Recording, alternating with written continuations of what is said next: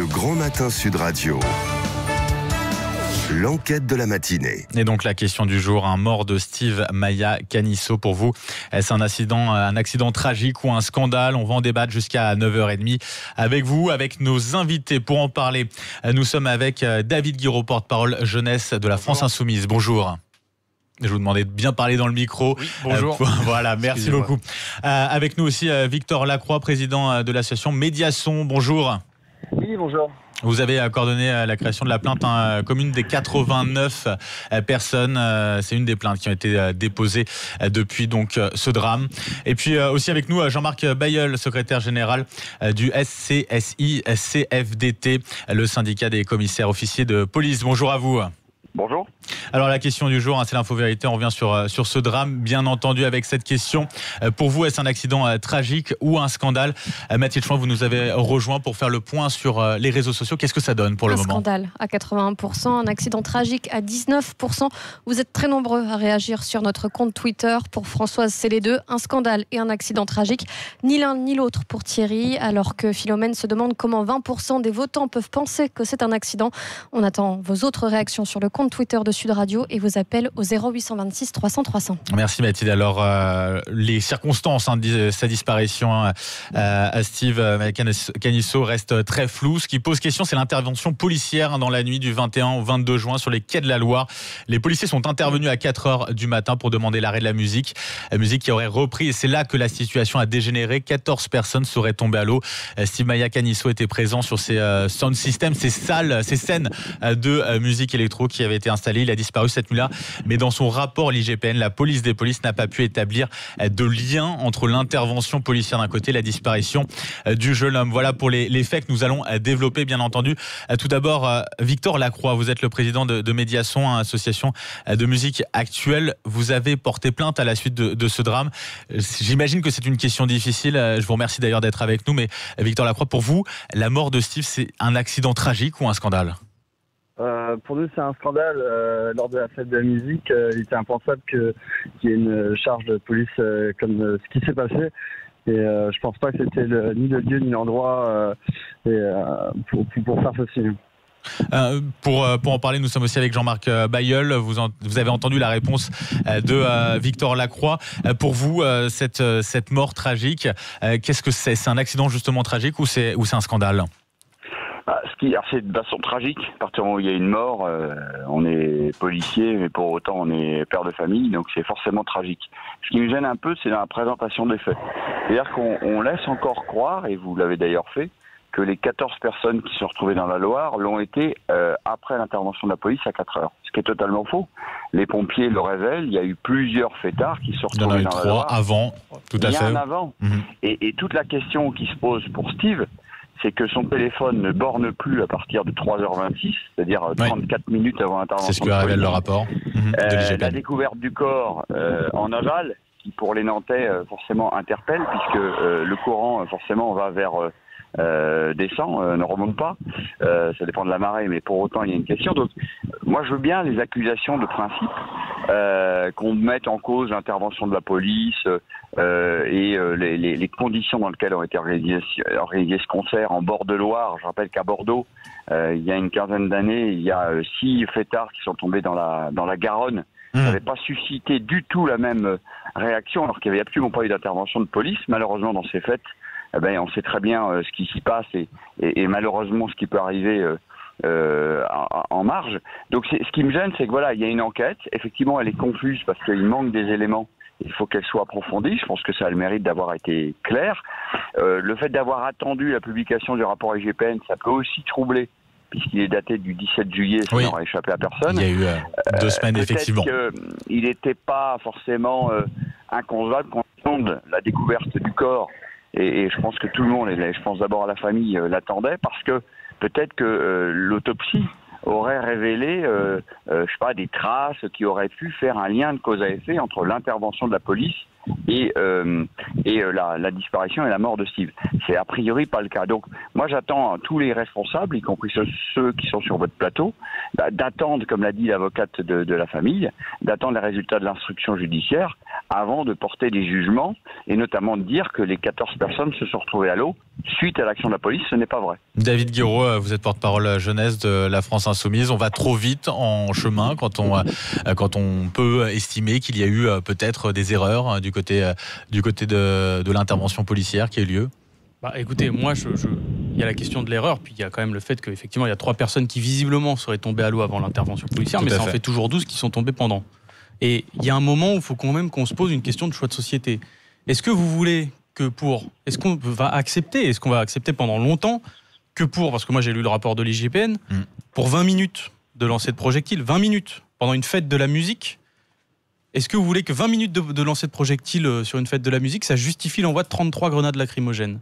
Est-ce que 20 minutes de jet de projectiles sur une fête de la musique, ça justifie qu'on envoie 10 grenades de désencerclement sur des fêtards? Sur une situation où on sait que les gens sont alcoolisés, qui sont parfois sous stupéfiants, qui sont parfois fatigués, près des bords de la Loire, qu'il y ait des barrières ou pas, moi je vais vous le dire, les barrières, il y aurait pu avoir des petites barrières ou pas, ça n'empêche pas les chutes, c'est pas vrai. Donc au bout d'un moment, est-ce qu'on se met à tolérer cette situation de répression qui est dingue ou pas? Est-ce que les gens qui ont des enfants vont devoir maintenant avoir peur à chaque fête de la musique parce que le niveau d'intervention et le niveau de brutalité est porté à ce niveau-là? Ensuite, sur la disparition de Steve, moi j'attends aussi les conclusions de l'enquête. Moi je ne suis pas pour faire des conclusions hâtives. Il y a une information judiciaire qui a été ouverte pour nos auditeurs, pour leur dire, pour homicide involontaire. Ce qui est un peu choquant quand même dans le rapport de l'IGPN, c'est qu'il dit qu'à ce stade-là, il n'y a pas d'effet. À ce stade-là. Mais enfin, ça ne veut pas dire qu'il n'y en a pas. Enfin, vous voyez ce que je veux dire, c'est qu'on en est rendu avec une enquête qui dresse plus de points d'interrogation que de réponses concrètes sur les événements. Et c'est tout le problème d'ailleurs de l'intervention d'Édouard Philippe, de vous dire de faire une intervention pour dire à ce stade-là, on ne sait pas. Enfin bon, ça fait 30 jours quand même. Et pareil pour l'inspection générale de l'administration, ça fait 30 jours qu'elle aurait pu être saisie, cette inspection générale de l'administration. Donc il y a un moment où je pense que le premier débat qu'on doit avoir, c'est est-ce qu'on se met à se tolérer ce niveau de violence-là dans la société? Jean-Marc Bailleul, secrétaire général du SCSI-CFDT, le syndicat des commissaires, des officiers et commissaires de police. Moi, ce qui me fait un peu réagir, c'est que dans votre présentation, vous dites, je parle de l'intervenant précédent, vous dites que est-ce qu'on doit David Guiraud, porte-parole jeunesse de la France Insoumise. Voilà, est-ce qu'on doit tolérer? Mais est-ce qu'on doit tolérer que pendant 20 minutes on jette des projectiles sur les forces de l'ordre? Il y a quand même une question de société aussi. C'est-à-dire que je rappelle que les organisateurs, au nombre de 10, s'étaient engagés à arrêter la musique. Alors je vous arrête tout de suite, monsieur. Alors attendez, Victor Lacroix, président de l'association Médiation.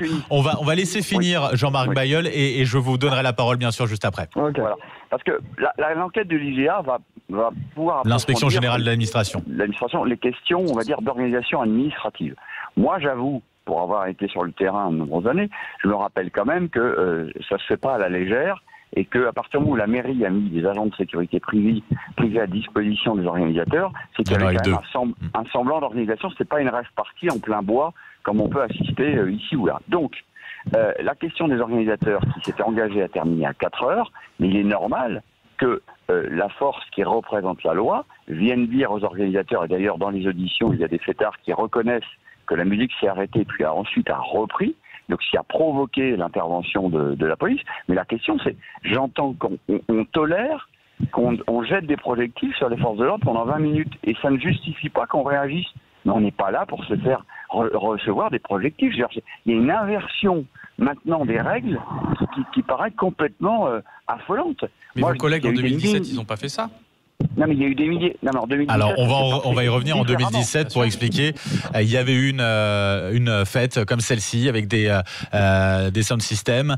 Et là encore, il y avait eu des tensions. Les policiers étaient intervenus et ils avaient décidé au final, vu la dangerosité de l'endroit, d'un repli tactique. Mais évidemment. Mais Jean-Marc Bailleul, ouais. Oui, mais attendez, chaque situation, et c'est le maintien de l'ordre en général, est différente.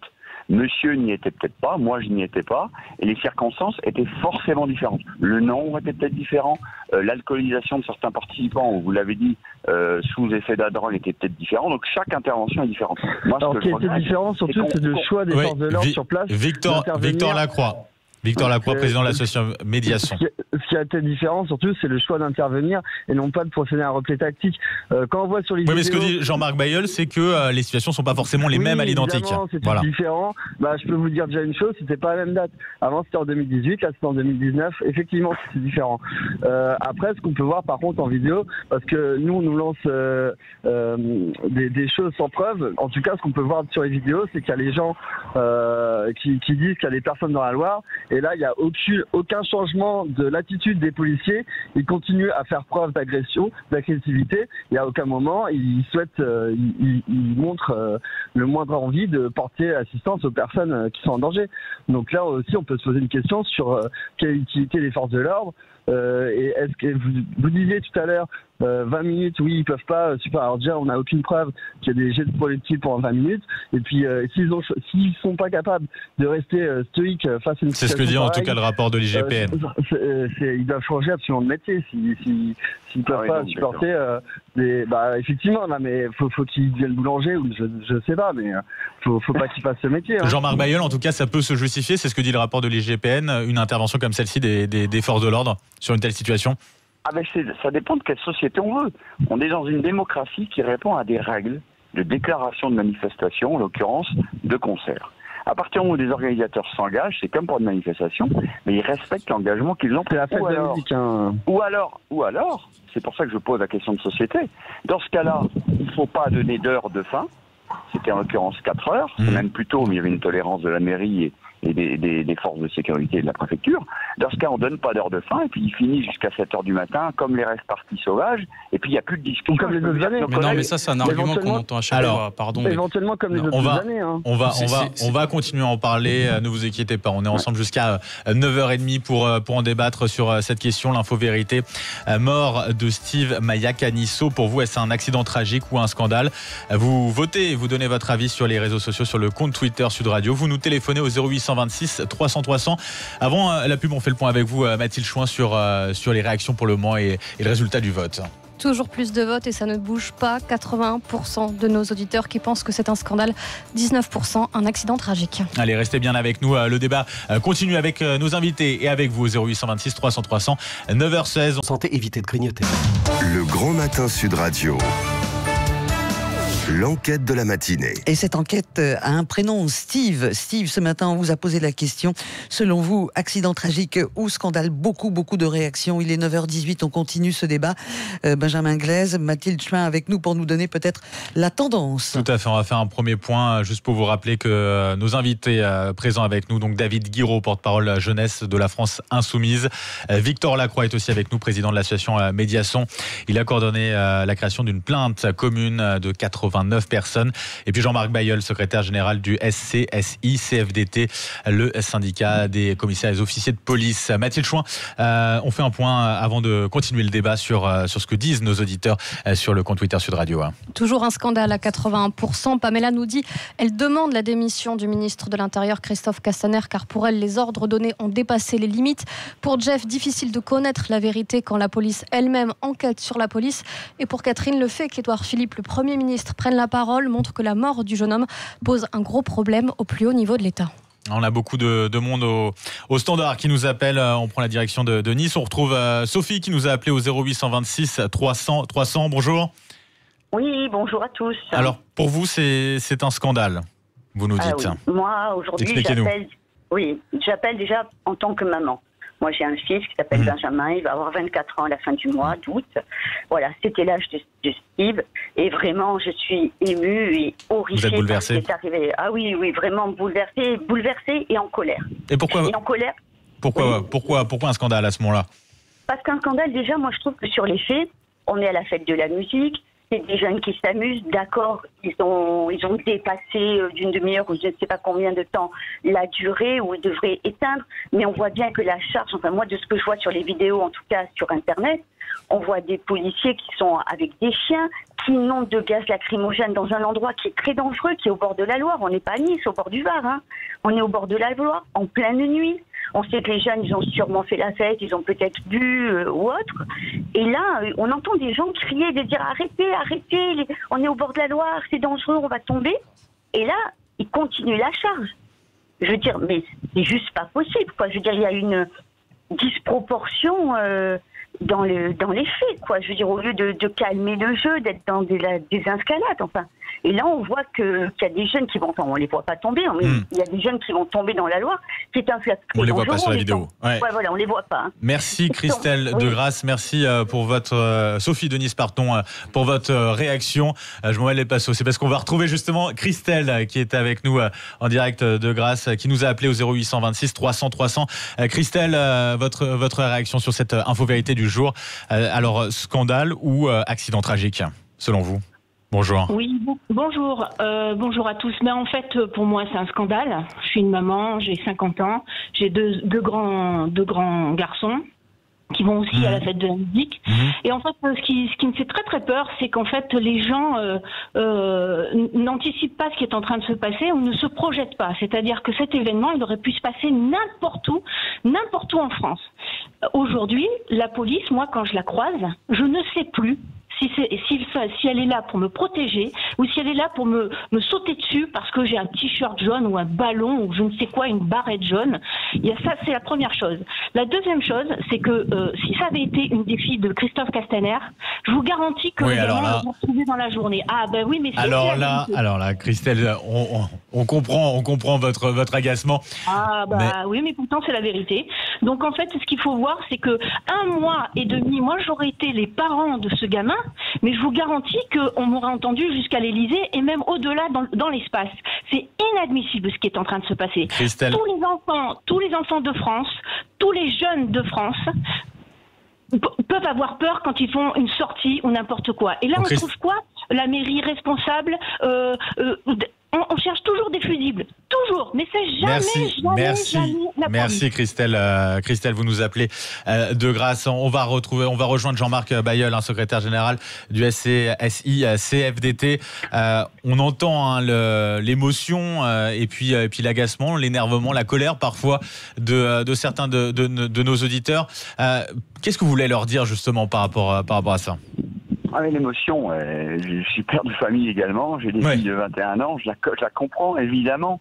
Ce qui me gêne, c'est que l'ensemble des gens qui interviennent sur les radios, sur les réseaux sociaux, font un lien automatique entre l'intervention de la police et la mort de Steve.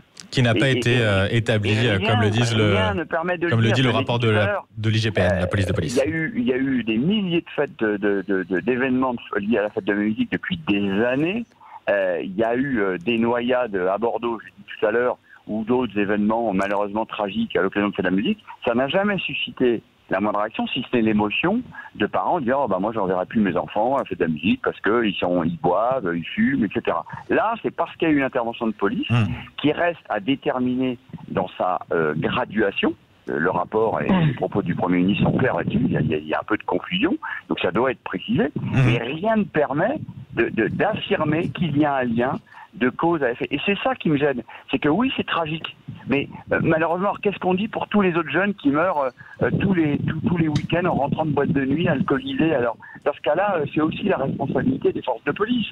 Non, il n'y a pas d'intervention policière, monsieur. Non, mais David Guiraud, porte-parole de il y a un moment, attendez, il y a deux choses. Il y a un moment où quand vous parliez tout à l'heure, si je peux en placer une, mais si tout à l'heure vous parliez de modèles de société, etc. Bon, il y a un moment, moi je suis désolé, on parle d'une fête de la musique.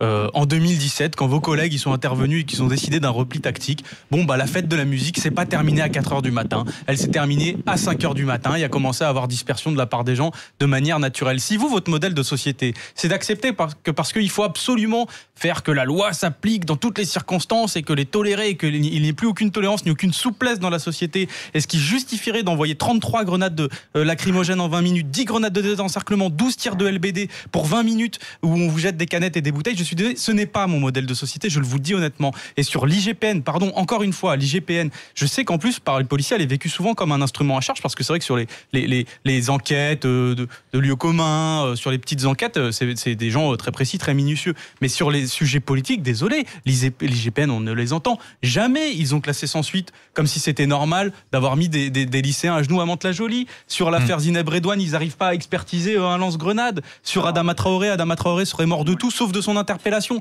Enfin, vous voyez, il y a un moment quand même, on en vient à douter aussi de la pertinence des rapports de l'IGPN sur des sujets aussi tendus. Oui, Jean-Marc Bailleul. Sur l'affaire des Yvelines, je me permets quand même une précision. Et dans toutes les affaires, ce n'est pas l'IGPN, l'Inspection Générale de la Police, qui classe les dossiers. L'IGPN rend un rapport à la justice et c'est la justice qui décide de poursuivre ou pas. Je rappelle que l'IGPN a quand même pris une position. Oui, mais elle prend une position factuelle. Elle fait avec les éléments qu'elle a pu recueillir. La justice, elle a d'autres moyens d'investigation. Elle peut saisir des experts, etc., etc. Donc il faut faire attention à ce qu'on dit. C'est la justice qui décide de ne pas poursuivre. Ce n'est pas la police. Donc ça, c'est quand même un élément important. Et je rappelle, et vous l'avez souligné, que dans de nombreuses affaires, et moi je siège en conseil de discipline, je peux vous dire que les policiers, il y a des sanctions. Les fonctionnaires de police sont ceux de la fonction publique les plus sanctionnés, puisqu'à eux seuls, ils recueillent 74% des sanctions, qui vont de la plus simple jusqu'à la révocation. Donc je ne peux pas laisser dire qu'il n'y a pas de sanctions. Il y a, sur les gilets jaunes, puisque vous y avez fait référence, il y a 226 dossiers qui ont été ouverts. Il y en a 125 qui ont été transmis à la justice. Moi, je suis incapable de vous dire ce que la justice va faire sur ces 125 dossiers. Donc il faut arrêter de faire des réactions d'un dossier comme celui de Steve comme un dossier politique. Mais oui, mais comparez pas avec les gilets jaunes. Non, mais comparez pas avec les gilets jaunes. Les gilets jaunes, les policiers n'ont rien à faire c'est pas aux policiers. Moi, on sera peut-être d'accord sur un point. C'est pas aux policiers de faire du maintien de l'ordre dans des circonstances politiques exceptionnelles. C'était des réponses politiques qu'il fallait apporter. Donc effectivement, les policiers se retrouvent dans des situations exceptionnelles. Ils sont fatigués. Ils font aussi des erreurs. Est-ce qu'ils respectent les consignes? Est-ce que c'est les consignes? Parfois, ils ne les respectent pas. Parfois, ils n'ont même pas les moyens de respecter des consignes normales en ce qui s'agit des gilets jaunes, parce que c'est pas leur boulot pour moi de faire du maintien de l'ordre dans ces conditions. Les réponses, elles doivent être politique et pas policière. Mais par contre, encore une fois, est-ce que vous... Je suis désolé d'insister. Est-ce que vous tolérez que pour 20 minutes de jet de bouteilles et de jet de projectiles en pleine fête de la musique, parce que les gamins n'ont pas fini à 4h mais qu'ils aiment un peu trop la vie et qu'ils ont fini à 4h30, 5h, est-ce que vous tolérez qu'on mette en danger la vie des gens? Parce qu'en vérité, il n'y a pas que Steve qui est tombé ce soir-là. Il y a 13 personnes qui sont tombées. Il y en a 3, Jean-Marc Bailleul. Donc il y en a 3 qui sont tombés à l'eau. Bon, d'accord, peut-être avant, ça arrive. Très bien, ça peut y avoir des drames sur la Garonne. Mais c'est quand même pas normal d'utiliser cette violence-là. De police, avant de retrouver Victor Lacroix. Moi, j'ai été jeune à une époque.